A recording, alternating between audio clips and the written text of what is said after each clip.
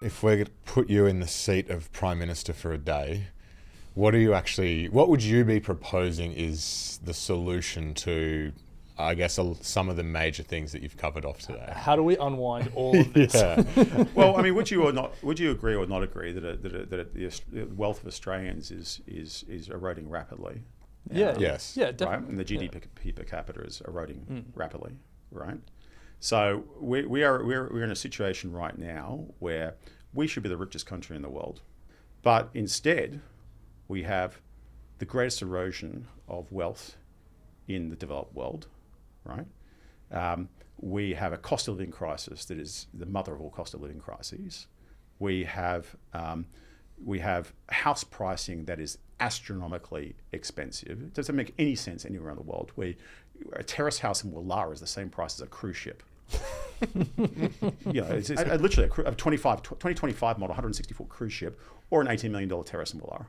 And it's a nice terrace, but I mean, come on, let's get some reality. And this is all the root cause of this cost of living crisis, the cost of land, and the root cause of that is mass immigration. We have the most expensive casual wages in the world, but again, it's not enough to live on.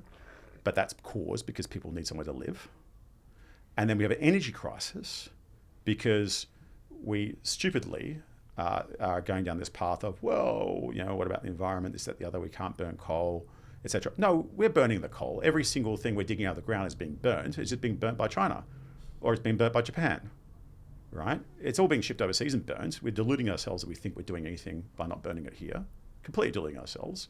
The gas we send overseas, in many cases, is being re-exported. We send it to Japan, they won't sell it, right? And now we're actually going to import gas in the Eastern Seaboard, which is ludicrous because we don't have a gas reservation scheme, right?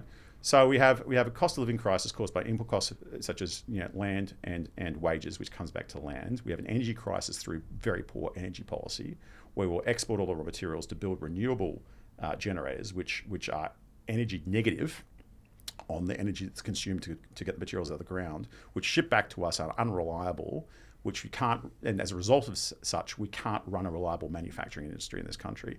Manufacturing as a percentage of gross value add is 5.39%, which is on par with Botswana, where you go see cheetahs. It's on par with Liechtenstein, which is a financial haven. It has dropped from about 15, 16, 17, 18, 19% to 5%. It's about 1/3 what of the average is for the OECD. This country is going to hell in a handbasket. We are 93rd in the Harvard Economic Complexity Index in terms of the complexity of things that we produce and how sophisticated they are and how much people can replicate them. Our economy in terms of sophistication and complexity is on par with Equatorial Guinea, where they don't have a cinema in the entire country, right? And so it is all being caused by government policy, which can be turned around on a dime, right? I believe immigration needs to be cut 90% because it's completely, the skilled migration program is not skilled. On the confident on list for skilled migration right now, which is the people we absolutely have to bring in the country, are yoga instructors. What? We signed a free trade agreement with India, which has a provision for 1,800 yoga instructors per year coming in, right?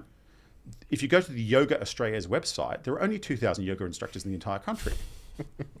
Right? On the confident off list are farmers, microbiologists, and I think genetic engineering. Right? Like it's absolutely ludicrous. So the skilled migration program is completely uncalibrated. So you need to bring it down by about 90%, right? Until you figure out what's going on. Now we do have one good program in immigration in this country. It's called the Global Talent Program, and I brought someone in on that program, and that's the program that people would normally think would be skilled immigration, such as you bring in people who are electrical engineers, or you bring in computer scientists, or you're bringing in AI researchers, or clean energy researchers, or whatever it may be. You're bringing those people in. That program last year brought in 5,000 people. This year it's being reduced to 4,000 people. This is actually what people think of as skilled immigration. I think it's a good program, but it's being reduced and it's de minimis, right? But you do need to bring it right down until you get a balance, and you need every person in this country to be able to afford a house over their head to live and to own, and not be a renter stuck on a treadmill or a mortgage on a treadmill. They're trying to increase the size of the army from 60,000 people to 80,000 people, but already they're 7% below their recruiting targets. Why? because nobody wants to fight for this country anymore, right? Why do they not want to fight for the country anymore? Because you can't afford to live and put a roof over your family's heads. If you go off to war, you'll come back, you won't be able to afford housing. And not just that, but in New South Wales and in Victoria in 2021, 31% of the people weren't born here, right? And in fact, in the 30 to 44 demographic, because the overall numbers get skewed because young kids typically don't get counted because, of course, they come in with their parents and so forth. It's like 40-something% of the population in that demographic in Sydney and Melbourne or New South Wales and Victoria are foreign born. And in fact, for some demographics, 50%. So you need to bring the immigration numbers down until you get some balance in the cost of living crisis, particularly in land prices. You need to have a gas reservation scheme in order to not have this stupid thing where we export all this gas overseas and we're a gas superpower and have it resold. You need to restart coal, right? Because you can't delude yourself and think it's not being burnt. It's being burnt by someone else, right? So it should not be delusional. In fact, there should be an infrastructure fee on people coming to the country that are not contributing sufficient income taxes. Australian government spends $640 billion a year on providing services. All the infrastructure we need in order to live in this society, which is about $25,000 a year, is what you and I pay ultimately through our taxes on average to fund, basically this great country we live in. At the moment, students, when they're bringing in $29,000 a year, which isn't being checked and they're earning it here, how are they really contributing that to society? They're not. And in fact, what we're doing, it's about face in terms of what a normal egalitarian system should be. I mean, they should be sponsoring us because they've got the ability to come here, get a great education, etc., which will help them in the future life. And ultimately, there's a pathway potentially to living here. But there should be an infrastructure fee. If we're spending $25,000 a year, we shouldn't be subsidising unskilled partners coming in. They should be sponsoring us, subsidising us. So maybe a reasonable place to start would be $50,000 a year as an infrastructure fee, right? It should be at least $25,000, which is what we're paying. So it should be somewhere higher than that. So I would think about that. We have to get manufacturing running again in this country. For all you talk about the tech industry and this, that, the other, it's a drop in the ocean compared to manufacturing. And a lot of the manufacturing comes from small businesses. So you need to have small businesses able to function, right? And to do that, you've got to fix the energy problem. You've got to fix the land cost problem. You've got to find a way where small businesses can thrive in this country and small businesses going bankrupt hand over fist, right? You've got to have access to capital. You've got access to skills.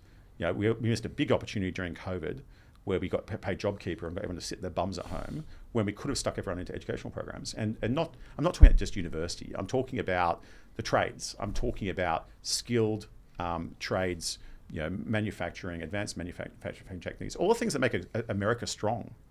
You watch online, you watch those classic car restoration, thing, and the quality of the general tradesman in America is very strong in terms of their ability to make things and create things and so forth. It's a very diversified economy. And we have a very lopsided, horrible economy that needs to be diversified. And the only way we'll do that is by bringing back manufacturing. And you can only do that. You can't do that credibly unless the input costs come down and you've got reliable energy to do so. And we've got to make nuclear legal. It's illegal both at the federal and the state level.